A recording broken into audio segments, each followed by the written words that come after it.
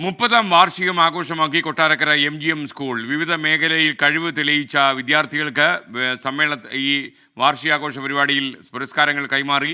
അതിന് പിന്നീട് കലാപരിപാടികളും കൊട്ടാരക്കര MGMൽ അരങ്ങേറി.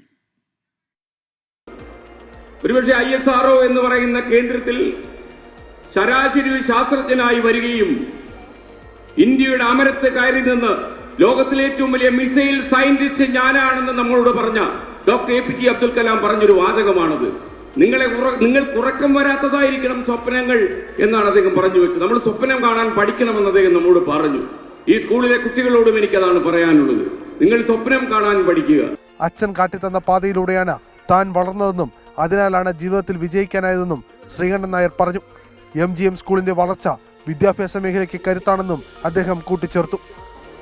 1994 പ്രവർത്തിച്ച ഈ ഒരു സ്കൂൾ സംരംഭം ഇന്ന് കേരളത്തിൽ ഇത്രയധികം വിദ്യാഭ്യാസ സ്ഥാപനങ്ങളിലേക്ക് വളർന്നു കഴിഞ്ഞു എന്നുള്ളത് എന്നെ അഭിമാനം കൊള്ളിക്കുന്നു.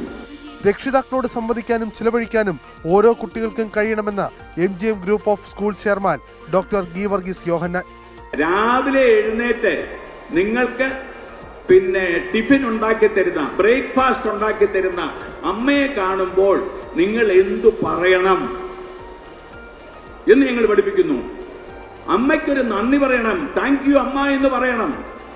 അച്ഛനെ കാണുമ്പം ഗുഡ് മോർണിംഗ് അച്ഛ എന്ന് പറയണം. വിഷ് ചെയ്യാൻ പഠിപ്പിക്കണം. മാതാപിതാക്കളെ കാണാനും അവരുടെ മുഖത്ത് നോക്കാനും അവരോട് സംവാദിക്കാനും നമുക്ക് കഴിയണം. ചലച്ചിത്രതാരം സാജൻ പള്ളുരുത്തി വിശിഷ്ടാതിഥിയായിരുന്നു. Principal Nisha S, vice principal Jessy Vinu, അധ്യാപിക രാധാ സുരേന്ദ്രൻ തുടങ്ങിയവർ സംസാരിച്ചു.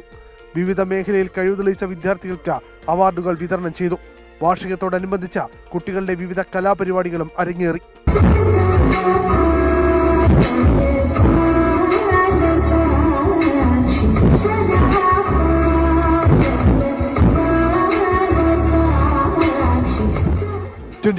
കൊല്ലം.